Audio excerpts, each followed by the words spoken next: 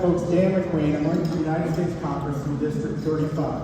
What you need to know is we have a socialist communist in Austin that wants to take over 35. So, I am the candidate that is prepared strategically, experienced, and everything there is to beat that in a 70% Democrat district. Our opponent, and I say Michael and I, we're both combat veterans, and I support him 100%. I want you to pick the best warrior that will stop this communist and socialist movement. I'm hitting everywhere I can, daycares, martial arts studios, senior centers, focusing on the core of America, taking back our country. I lead technologically. Obviously, I've got a long history in the military programs. For most of you, you don't realize I've been away a lot, working a lot of programs. Recently came off of Air Force One as the lead engineer for the flight one, the brand new ones that we're building here. And so I see my time is running out. Dan McQueen for Congress, McQueenforcongress.com, Facebook, and Gmail. Thank you.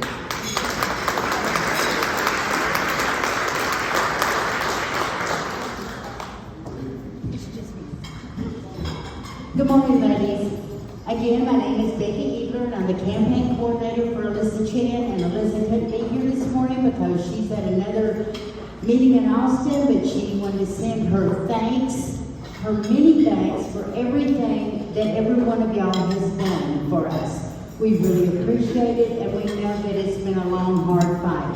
Handing in this room has talked to at least one friend in the past week that was totally confused about the election dates. Anybody? Let me tell you, my next door neighbor came over and knocked on my door and said, I couldn't vote, her name wasn't on the ballot. And I went, Joy, it's next week. So I'm going to ask every one of y'all to do me one more favor, and to do everyone in this room a favor. Please call at least 2 people that you know and say, the election is next week. Early voting and election day is on the 24th. Historically, a runoff is the hardest time to get someone to the polls. We've got to turn this around, folks. If you'll call 2 people and say, go with me to the polls, it's going to make a difference. So thank you, ladies. Thank you again. And always remember one thing. The best man for this job is a woman. Thank you.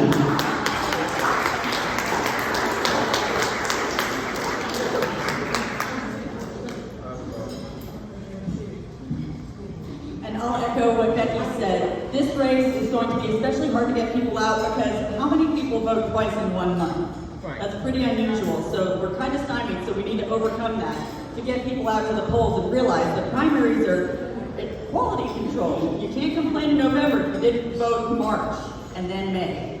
And I wanted to let you know that Mark D'Orazio is in the runoff for District 122 as well. He has a long record of service as the county party chairman, as the SREC for 6 years, representing you to the state party, and as a precinct chair since 1986. And he is all about election integrity. Day one, he wants to make illegal voting a felony again. The next thing he's about is lowering property taxes, and he has a realistic plan to get that done. He wants to secure the border seriously, and he wants to get the federal government to stop intruding on Texas. So I hope you'll consider him, and voting starts on Monday, and it's not any weekend. It's only 5 days long, Monday through Friday. I hope you'll vote for Monday.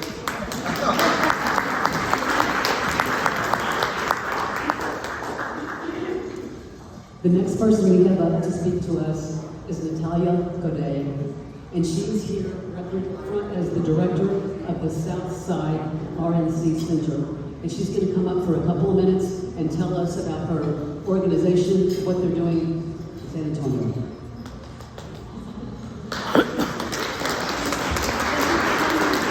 Hello everybody, how's everybody doing today? This is fun. Thank you so much for having me here. I feel very privileged to be able to share a little bit with all of you. My name is Natalia Godoy. I am the representative of the RNC here in San Antonio. I was working for President Trump last cycle. I was assigned the newest most Latino area in Maricopa County, Phoenix, Arizona. It was a challenge, but by the end of the cycle, 8 of our precincts in red. So the RNC called me after that and brought me to San Antonio. Then again, I'm assigned the bluest, most Latino area in San Antonio. We just opened a center last October. The RNC so far has opened 5 centers in all the state of Texas. Our center is the #1 most productive center in all Texas. We're bringing 47% of all the numbers statewide. So Bexar County rocks right now. And it shows. The community around the community center have been very responsive. Our entire purpose to be here is that we're going to expand our party. We're going to be able to reach to the ones that are undecided, the Democrats, the independents, the ones that are on the fence. And the way that we do this is that we create events that are fun. We bring free food. We bring prizes for the kids, activities for the whole family, and it works. And with that, we bring the conservative message. Many of them have heard the conservative message for the first time. Many of them have signed up for prison shares. Many of them have been changed parties, have registered to vote. We do those kind of events as well as workshops. We want to empower the community. We want to teach and educate them and how can they fight for their future, their families, and why the Republican Party is on the side of the people, not the Democrats. We are. So we have had an extraordinary, tremendous success so far since we opened on October 28th of last year. We have an event on May 28th. We're going to have a school choice fair. So if you know of any parents that need more information of how they can, their choices about the education of their children, please come by. We have many more events to come. If you're an organization that want to be part of this movement and what we're doing over there, don't hesitate to reach out to me. I'm going to be here. My name is Natalia Godoy. Thank you so much for having me.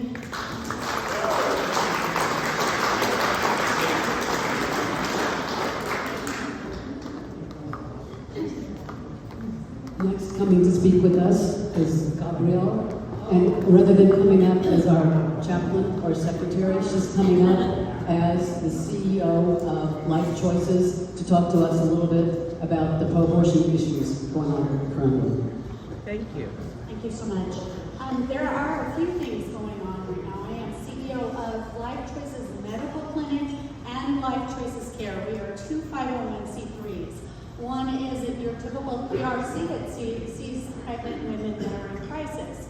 And then generally they're poorer women, so our medical clinic can see them for all of their medical needs. So there's no need for Planned Parenthood. Yes, Because that's we right. will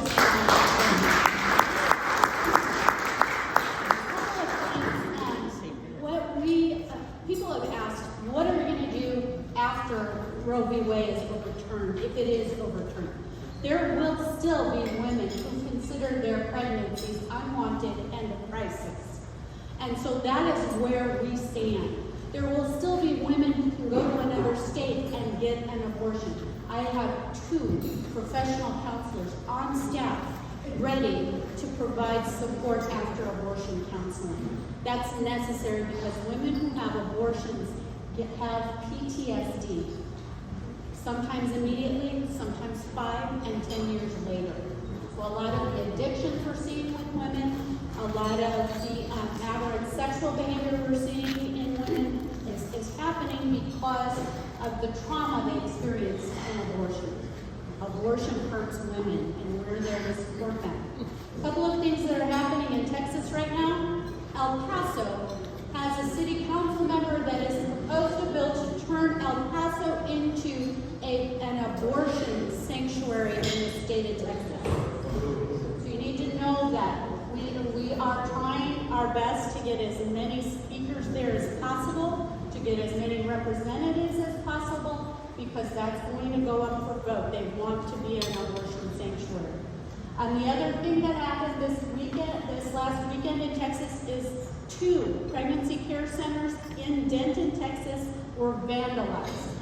Their windows and doors were broken in, and resist was put on the front of their windows. So we're not going to be fearful. We're in the right place. We're doing the right thing. But those things are happening too close to home for comfort. What's happening in D.C., what happened yesterday, you might applaud, but here's what really went on. So they proposed a bill that would allow and codify abortion, make it a federal law, not a state right, a federal law to have an abortion up until the time of birth. Okay? That didn't pass, but it was a political maneuver. There are two rhinos, Susan Collins and Lisa Murkowski, who are going to be proposing a bill either today or within the next week that will codify Roe v. Wade. That means abortion on demand up till 24 weeks at the least. So that stands a chance of going through. Then we'll have to see what the states do and whether they will react to this codification. It's serious and very, very concerned. We're going to stand for women, and we're going to make sure people know how much abortion hurts women. And our biggest concerns right now, 54% of abortions are being done by a medical abortion. Just talked to one of my professional counselors yesterday. If you think that would be a clean and wonderful way to do an abortion at home, she is counseling a young girl right now who didn't know how bloody it would be, and she was going to do it in her bathroom and not tell her parents, and they ended up having to call a plumber because the results of conception would not go down to 20. She is too far along. And the pain she suffered, and the anguish, and the trauma. This chemical abortion is awful, and no one is talking to girls about it. We do abortion pill reversal at Life Choices. A girl can call us, and many have. If she decides between the first pill and the second pill, she doesn't want to go through with it, we can help her reverse it. I'm so proud. My nurse practitioner has a little baby on the shoulder of her scrubs for every baby that she's saved that has been born. And there's been more than a dozen. We're going to be needed regardless. We're here for women. We don't make money on this. We're absolutely a nonprofit. Planned Parenthood is in this for the money they make. Every service that they offer, we offer for free. Yes. And we are supported by the state of Texas to the tune, our center, of $200,000. It is $100 million the state of Texas gives to pregnancy resource centers. So I want you to know that Texas is standing for women.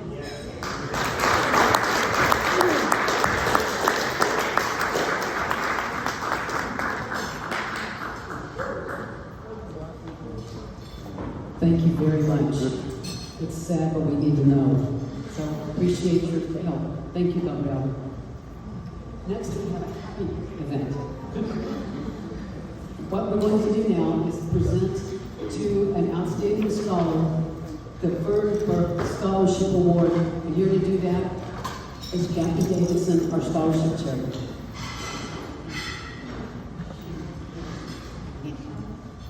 First of all, I want to thank Terry and Kathy here in Wittenberg for helping me select the best essay. I have the privilege this morning of introducing the 2022 recipient of the San Antonio Republican Women's Fern Burke Scholarship, Leah Rodriguez from Great Hearts, Monte Vista. For this award, each candidate was asked to compose an essay on why we love America. You can find a copy of her essay on each of the pages. At this time, I would also like to have John and Allison Rodriguez, Catherine Thayer, Dean of Great Hearts, stand so we can recognize them as supporting.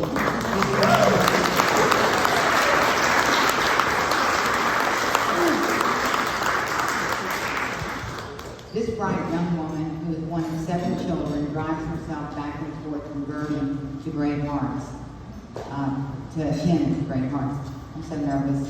Excuse me.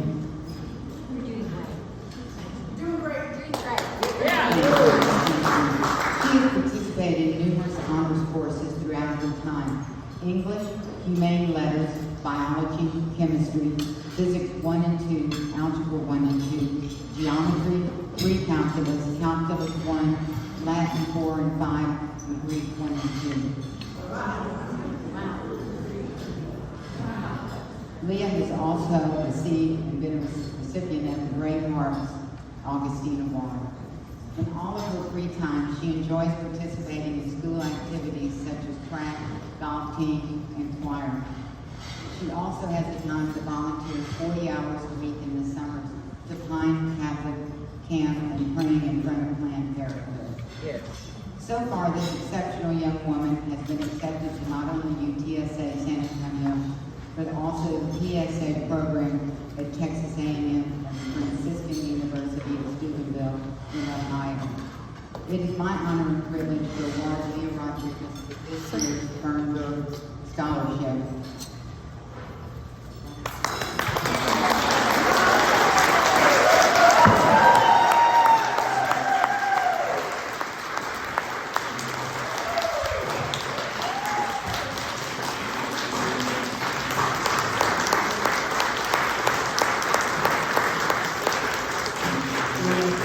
Congratulations on your great academic achievements and finding time, in spite of all those, to also participate in outside activities. Yes. We wish you the best as you continue your education.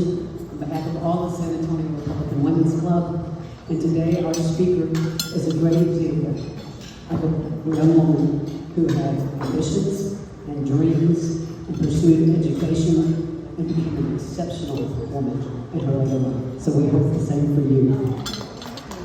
While doing that, we have a book from our guest speaker, Eileen Collins. The title is Through the Glass Ceiling to the Stars, and it's signed to you inside on page 4.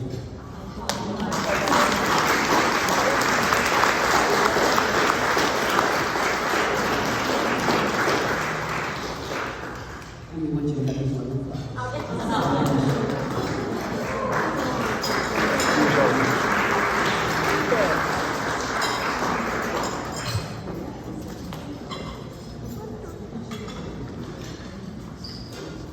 And to follow up on that, today we are extremely honored to have as our guest speaker, Colonel Eileen Collins. Eileen is a retired Air Force colonel and retired from NASA after 28 years of distinguished service. Along with our education team today, I'll point out that she made history 2 times. Once as the first woman to pilot a spaceship, and the second time as the first woman to be a mission commander of a spaceship. Prior to becoming an astronaut and all that, she served as a flight instructor, a pilot, test pilot, and as an aircraft commander.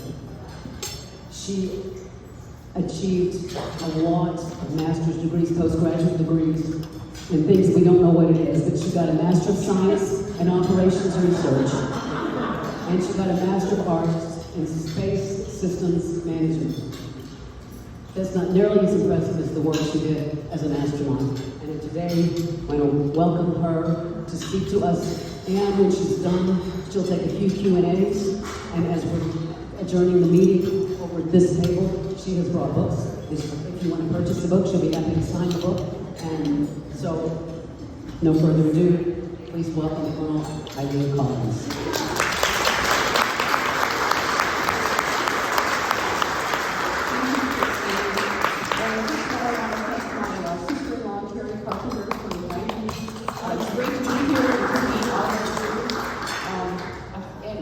Before I start, I want to thank you for what you do for our community and for who you are. You're all people that care, and you just can't say enough. So thank you for that, and keep up the good work.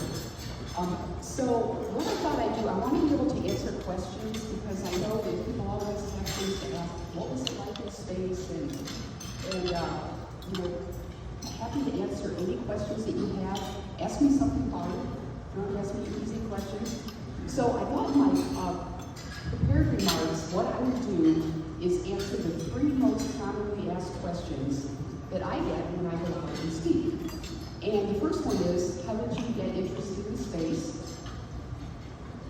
The second one, what's it like to be in space? And the third is, what about the future? So I'm going to touch on each one of these, and please think about if there's anything that you'd like to need to dive in a little bit deeper. So, how did I get interested in space? I was in 4th grade, probably 9 or 10 years old, and I remember sitting in Mrs. Whitmarsh's science class, and I had a Junior Scholastic magazine. And in that magazine was an article on the Gemini astronauts. Now, I would say my previous knowledge of space was Buck Rogers. And that, if you've ever seen Buck Rogers, it's like the funniest science fiction you could ever watch. It comes out of the 1950s. But I thought that was kind of cool. Maybe I was a little bit of a geek. But as I read about these Gemini astronauts, they were like the epitome of what I think our country represents. They were strong, they were brave, they were test pilots, they were engineers, and I thought, that's what I want to be. I'm going to be an astronaut someday. And then in the back of my mind, I said, well, you know, if I can't be an astronaut, because there were no women, right? There were just men. If I can't be an astronaut, I'll just marry one of them. That's how I thought back then. But as you know, the opportunities changed. In the 1970s, NASA started taking women into the astronaut program. The other thing that was in that magazine, on the sidebar, was, and again, this was probably 1966 maybe, it was a sidebar with a question: should the United States be spending money on a space program? Pro and con. And as a kid, I thought, why would anybody say con? Of course we should go into space. And again, that was what I thought. And I think in general, that's the way young people think. And space is so inspirational. Even when my parents were pilots, my dad was in the Navy. We didn't talk about it very much, but I think that helped a little bit, that I had a little bit of experience there. But I saw that the way to become an astronaut was to go into the military. So I started looking at opportunities there. So I think, you know, that's how I became interested in space, and I wrote about that a lot in my book. And by the way, I wrote the book for 2 reasons. One of them is to document the history of the space shuttle program, the 4 missions that I flew. But I also wrote it for young people. It's written so high school and college age kids can read it. They can see what it's like to be in the military, what it's like to be a test pilot, to be a pilot in general, civilian, because I did some civilian flying, and what it's like to be an astronaut and some of the opportunities in the space program. So that takes me to the second question, which is probably the leading question I've got asked, is what is it like to be in space, physically, mentally, and emotionally? And I can talk about that for an hour. So I'm going to pick one little segment of my experience in space, and that's the launch. And I'll describe to you what that was like. And we're going to go back to my first launch, because of course all I knew was what the other astronauts had told me and what we had practiced in the simulator. So the launches, I mean, the first time you really don't know what's going to be like. Am I going to adapt to space? Everybody's a little bit different. But to begin, NASA puts the astronauts in quarantine, 7 days in quarantine before launch, and that's mainly because you don't want to even have a slight head cold when you go into space. When you get up there, you're in microgravity and get this fluid shift. So here on Earth, you've got gravity pulling everything down, but in space it all opposites. So your face will get fat, your legs get skinny, and you tend to get a little bit of nausea. We call it stomach awareness. And so not only because of the fluid shift, but also because you look around and you know which way is up. I mean, you could be working at a station and you kind of turn aside, you don't even know, and you look up and you're like, oh, where am I? And all of those things can make you nauseous. So it's important to be in the best health possible. So we go into quarantine for 7 days. We usually have to do a sleep shift because, my first launch, we actually launched at right after midnight, 12:30. And we went right into a 10-hour day up in space. So there is a little bit of physical demand there. So you don't want to get sick. You don't want to have a cold. So we go into quarantine. And it's also kind of nice because your families come down to the launch, and as much as you'd like to see them, you would probably end up catching some kind of a virus or something. And the 7 days before launch, we study and we prepare. Launch day, about 4 hours before launch, we head out to the launch pad, and about 3 hours before launch, you're already strapped in and you're laying on your back. So if you remember, the space shuttle was what we call in the vertical. So it's tilted up 90 degrees. So when you sit in the seat, your legs are up, and you're laying on your back. You're looking straight up at the sky. In my case, that particular launch was in the dark, so you're just looking at the black out the windows. You're busy. I was the pilot on my first flight, so we're running checklists, we're talking to the launch control center, we're filling switches, we're checking our gear, your oxygen, your G-suit, your cooling, we're just constantly making sure that everything is ready to go. You don't want to be the person that causes the scrub. When the clock gets inside of T-minus 31 seconds, that's when in the space shuttle program, the onboard computers took control from the launch center computers. And if you got by T-minus 31 seconds, you're probably going to go that day. And that's when your heart rate starts beating. You can feel your heart kind of like pounding out in your chest. And then you watch the clock count down T-minus 10, 9, 8, 7, and in T-minus 6 seconds, the main engine's light. And it sounds like you're in a room that's on fire. Like it's burning around you. And you can feel this rumble, your seat is shaking. There's a little bit of a twang, the space shuttle kind of tilted forward, and then it tilted back. And you watch the clock, T-minus 3, 2, 1, and at T-minus 0, the boosters lit. And those boosters are those two white rockets that were on the side of the fuel tank. Those are solid rocket motors. You can't shut them down. Solid rocket motors, when you light them, they go, they're just, you can't throttle them, pull the power off, or shut them down. So the boosters light, you know you're going that day. There's a little bit of a, I want to say, twang. You lift off, you can see the tower below us, you lift up, and okay, we're going today. There's so much shaking going on when those boosters are burning that if you try to write anything, you'll never be able to read it afterwards because it'll be all like scribbled.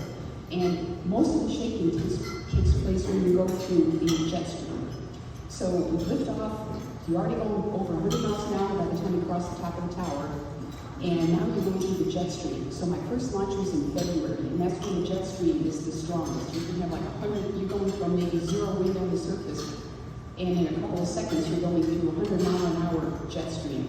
So what happens when you go through there is the shuttle is trying to keep itself on course. So the gimbals, which is the thrust vector control, is slamming right and left and slamming fore and aft, trying to get back on course. And your head's kind of shaking and you're going like this. Whoa. And I will say the most, I want to say the worst experienced launches are in the winter because that's when the jet stream is the worst. Because I had two launches in July and they were much smoother. So it does depend on the outside weather that day. So 2 minutes of that, they try to simulate that in the flight simulators, and we also have a centrifuge that tries to simulate that, but it doesn't quite get the actual experience. When the boosters separate, all the shaking is gone and you're just accelerating. So the acceleration, 3 Gs. What's a G? A G is a unit of gravity. And we experience 3 Gs, that G vector is going this way. And in an airplane, the G vector goes down. But in the space shuttle, it goes this way. So what does that mean, 3 Gs? So the best way to describe it is, on Earth, let's say you weigh 100 pounds, just a nice round number. You step on a weight scale, 100 pounds. If you could step on a weight scale during the space shuttle launch, it would say 300 for 3 Gs. That's how much force you have on your body.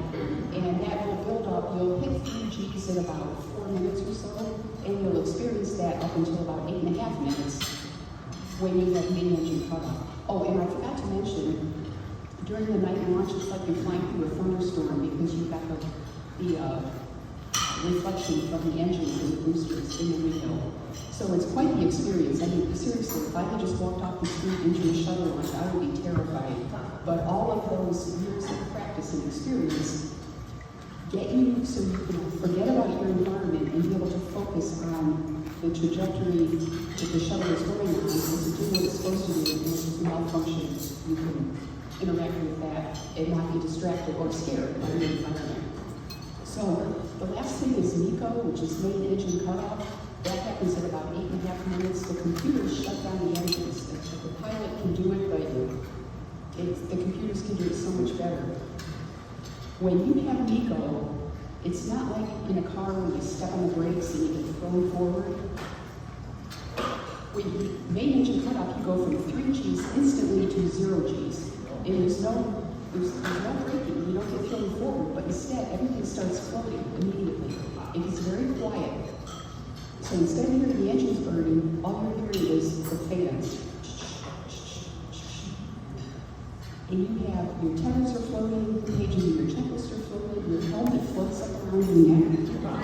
And all the dust that was in the cabin is now floating in the air. It eventually clears out when the fans will filter it out, but you've got all this dust floating, and it's the most weird thing. Now, my first launch was at night. We're heading to the east, and I'm busy. I'm not looking out the window. I was the first woman shuttle pilot, and the last thing I want to do is make a mistake. So I'm working very hard. I have to shut down the auxiliary power units. I have to tie 2 main buses together. I've got to vent and purge the main engines. Being the first woman pilot, my friends, pilot friends back on Earth would say to me, "I mean, do it for us, do it for us." I'm like, "Oh, don't make a mistake." So I'm very, very focused. I don't want to make a mistake. I mean, you can actually blow up the back end of the shuttle if you do the switches in the wrong order. So my flight engineer, Mike Ford, is sitting behind me. It's about, in space, about 13 minutes, and Mike says to me, "Eileen, stop working so hard. Look out the window. This is your first sunrise from space." So I look out the front window. Now remember, I'm a pilot, and my whole life I've been looking out airplane windows to the front. So I look out the window, and I saw the most beautiful sight. The Earth is black, of course, because the part we're looking at is in the shade of the sun. But I saw this rainbow, and it was white, blue, yellow, orange, the sun coming up behind the Earth. And what a beautiful sight. And I thought, the Earth is round. Oh my gosh. And it was the most strange thought, but seriously, that was my first thought. Because my whole life I'm looking at flat Earth. So if anybody tells you that the Earth is flat, you and I hear that the Earth is not flat. And then just to end up on that thought, I finished all my checklist items, and it was time for me to get out of the seat. So I unbuckled. And this is one thing you kind of first-time flyers worry about. I'm going to get sick, am I going to make a fool of myself? So you get out of the seat, and you immediately, it's very awkward. It's like, you remember the first time you ever got on roller skates? It's very similar to that. So I bumped into the commander, I bumped into the back panel, and we had a doctor on the crew, Bernard Harris. And by the way, there's a school in San Antonio named after Bernard Harris. He says to me, "Eileen, go down the stairs head first." I'm like, "No, I'm not going to do that. I'm too scared."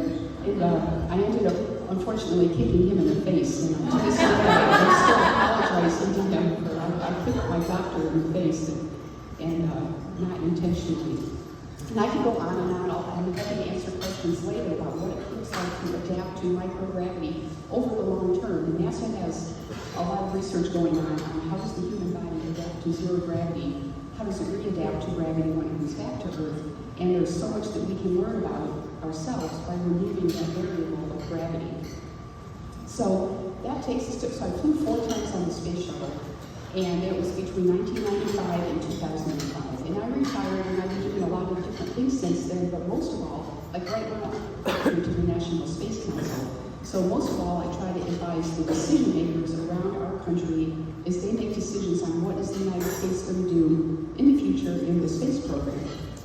So what is happening? So the third question I get that is very common is commercial space flight, and where we're going with that.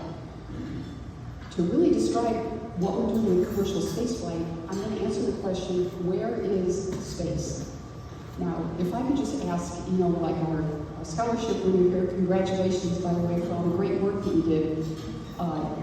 Where is space? I'm not going to put you on the spot, but I'll just say, I ask young people, where is space? And most people are like, it's up there somewhere. And I found that people don't really understand. So I define, in my mind, space as 3 different areas. There's suborbital flight, and this is all operationally defined. There's suborbital flight, there's orbital flight, and there's deep space. And where these commercial companies are going can be thought of in that breakdown.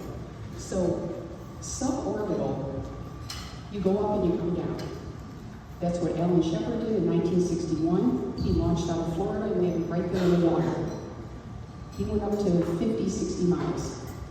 Today, Blue Origin is doing the same type of flight profile. They launch out of, I think they're coming out of New Mexico, they go up and they come right down. 11-minute flight.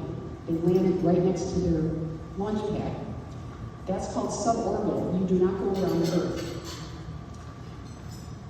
So space is defined. If you get over 50 miles, they've technically been to space. So William Shatner did that, Michael Strahan did that.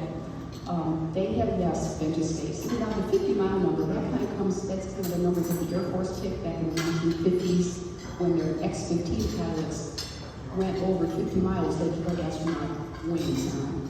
So it's a little bit of a round number. It might be about 7 to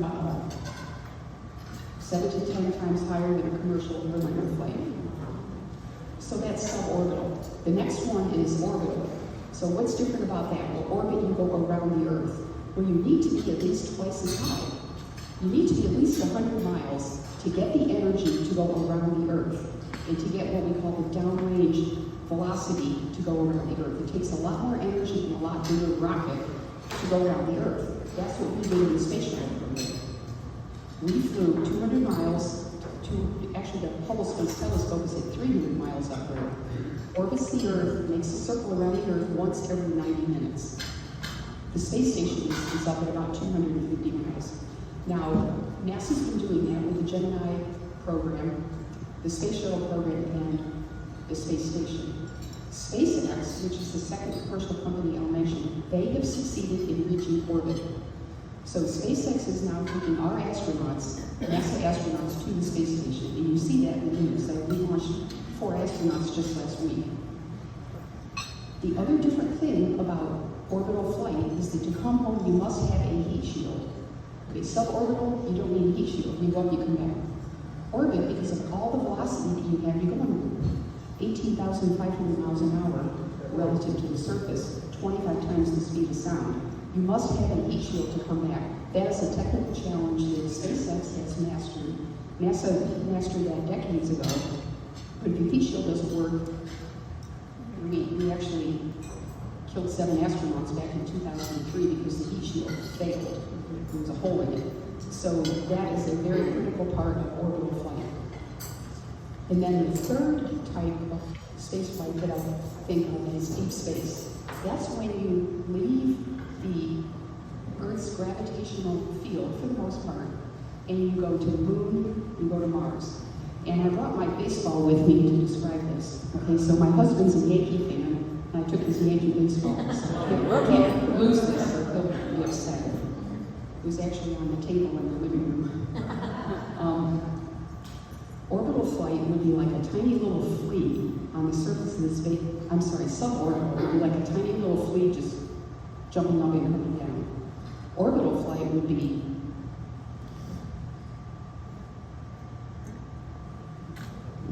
like that. You're very, very close to the surface.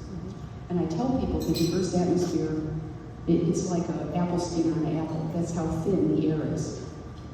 Deep space, if you were going to go to Mars, it'd be like from this Earth to south of 410 over there. It takes you 6 months to go be farther than that, farther south into San Antonio.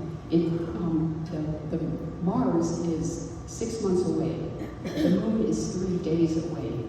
So our little Earth that we live in, this is a tiny, tiny little ball. And an astronaut gets the feeling, we live on such a small little planet.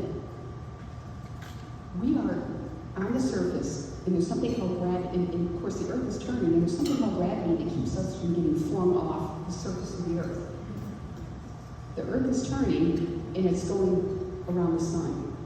And when you look at that, you get a whole different idea of what's happening back here on our planet. It's just mind-boggling. You know, we're such tiny, tiny little creatures, and you look the other way, and all you see is the darkness of space. So this, I found, has really fascinated a lot of people that are interested in space exploration.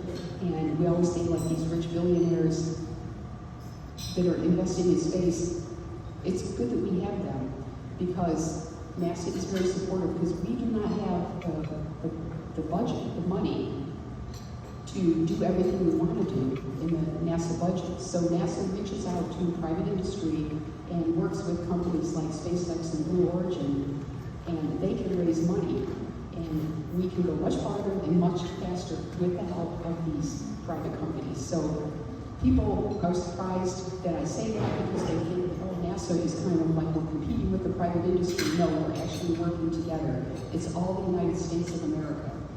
And the last thing I want to say about that is, well, actually two more things.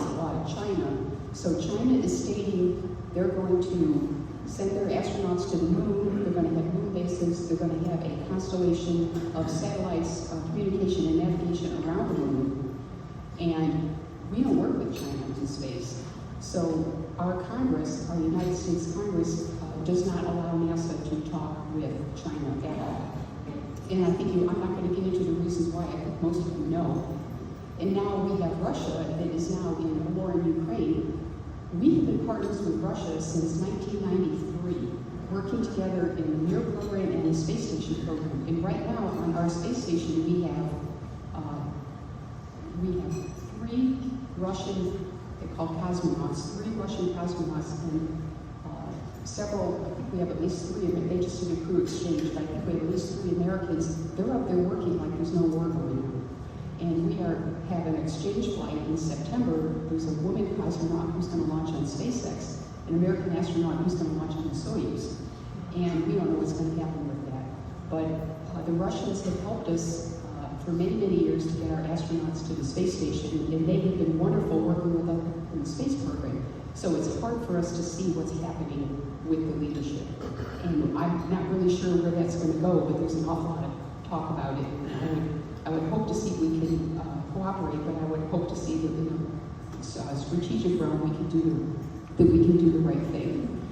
So that is really the 3 questions. I got a little bit off the subject with China and Russia, but I think the audience that we have here is interested in those things, because you know that really is the future of space and what's going to happen, where are we going, and we have a very international program.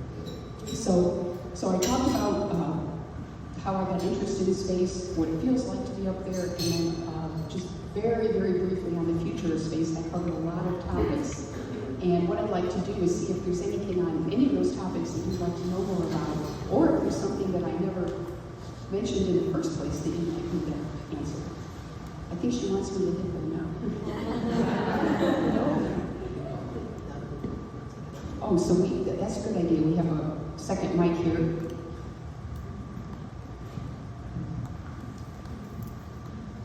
And if you all don't have any, there's a couple over here.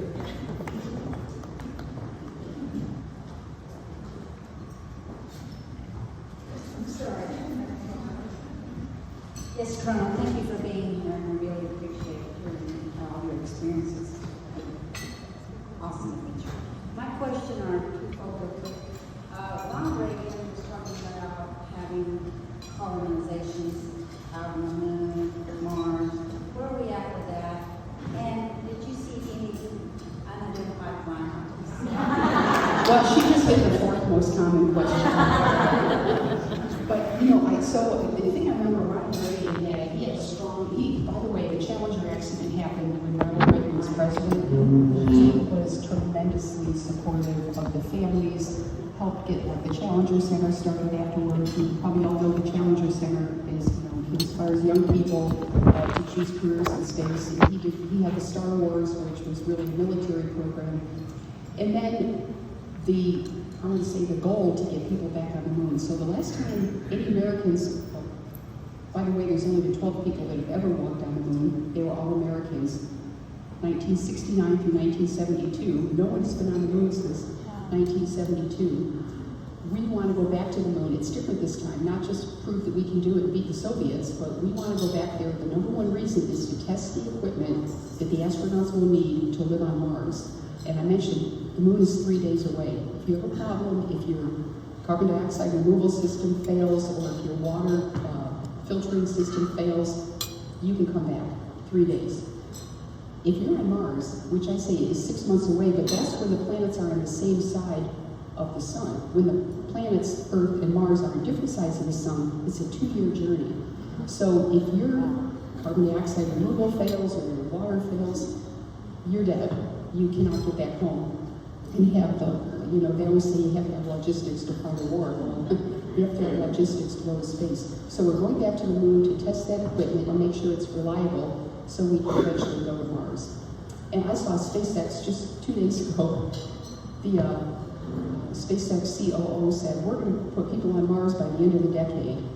And I go, you got to be able to get the carbon dioxide out of there because there's no air on Mars, or there's not enough to breathe there. And that's our number one challenge. They got the rockets to get there, but we don't have the life support systems yet.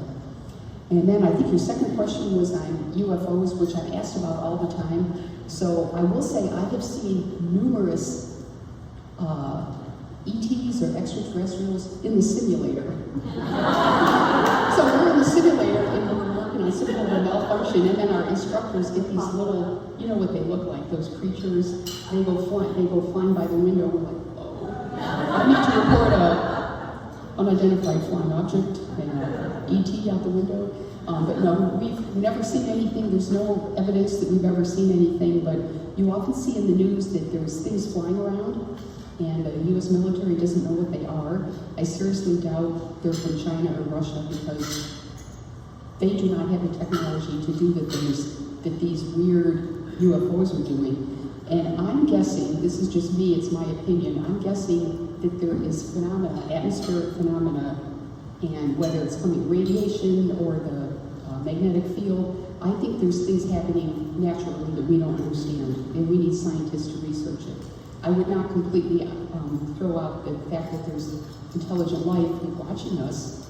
I mean, I would never say no, but I would say that's probably not as likely as a natural phenomenon.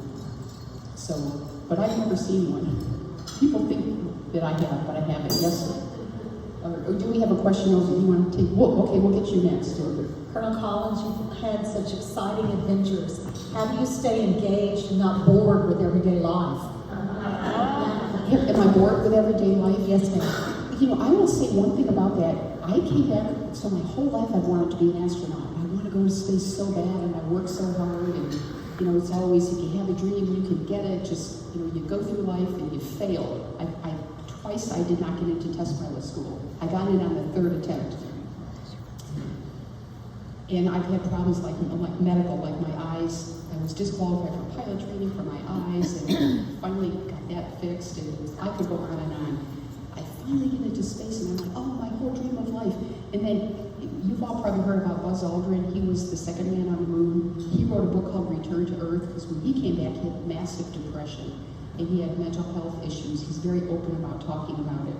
And God bless, Buzz is like 93 years old now, and he's doing well. But he went through that period, and I didn't want that to happen to me. So I was kind of curious, you know, what will it be like? I come back from my first mission, and I'm driving into work. And my first day, back to work, and somebody cut in front of me in his car. He just cut in front of me, rude driver.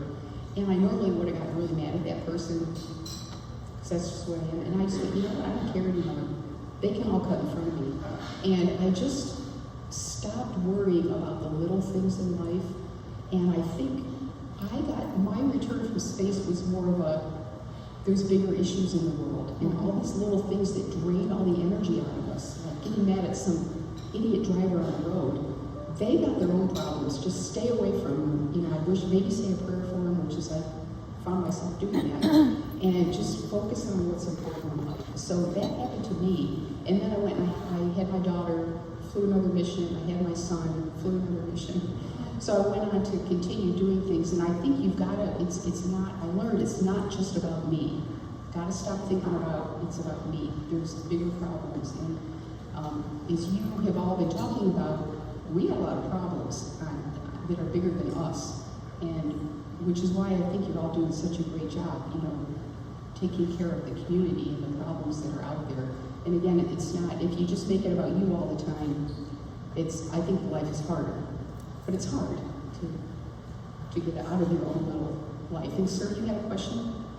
Yeah, I had two, and you answered the first one because I was going to question you about how being that far from the earth, how that affected your perspective of how important things are that sort of surround you in an everyday life. And you already answered that question, thank you.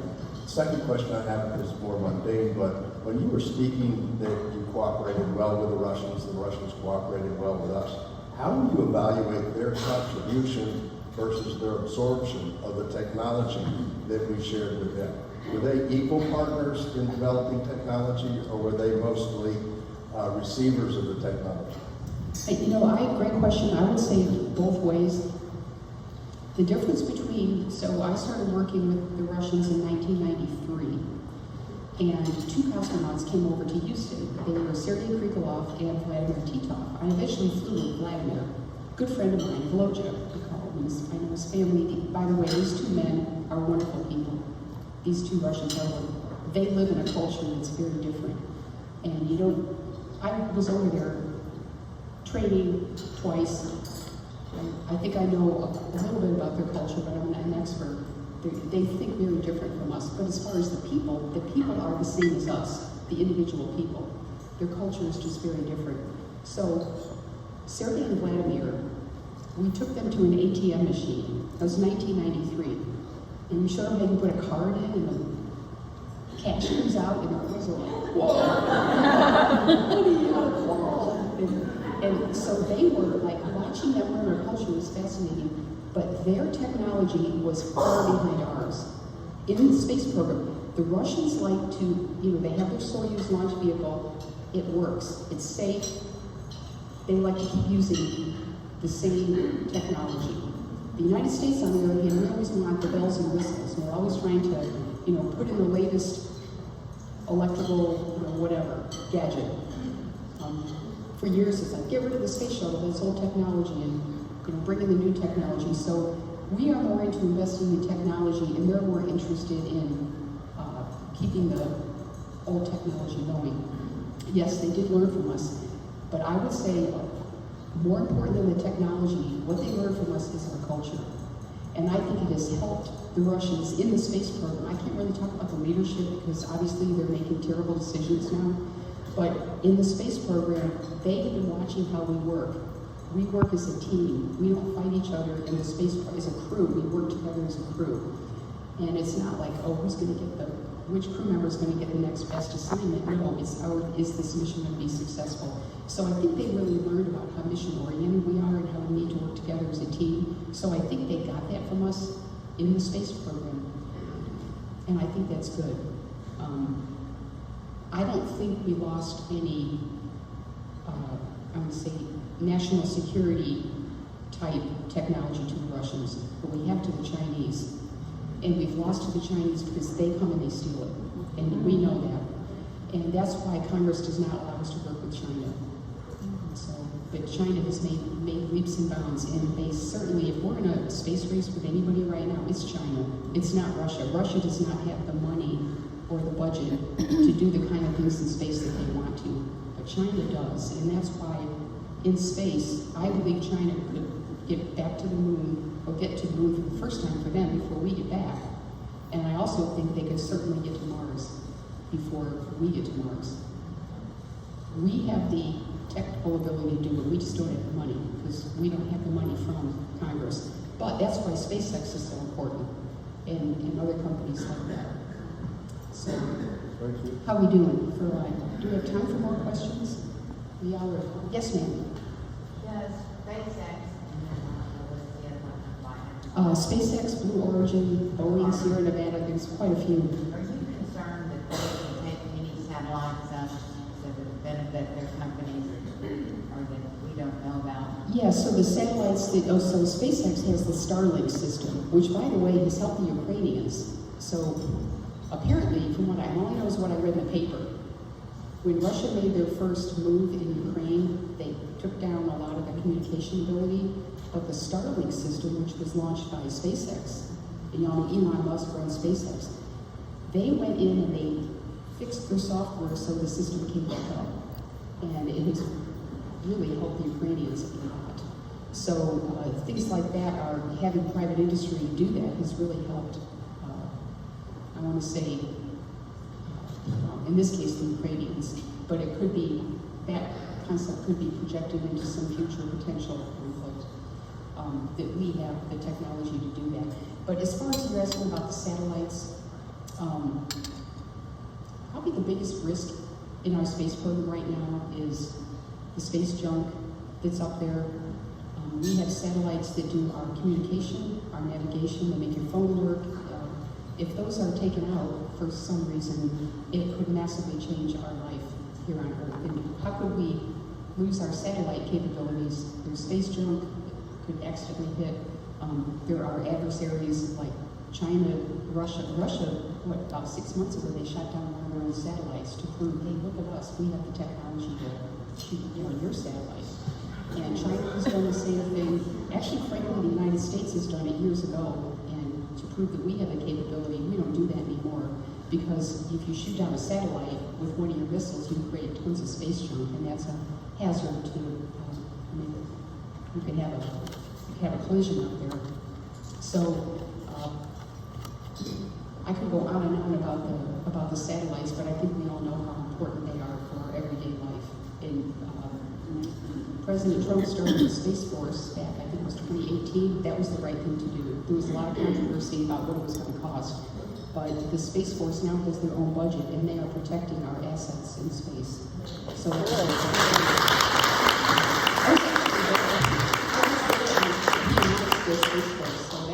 was a pretty fun event to be at. Yeah. All right. Thank you.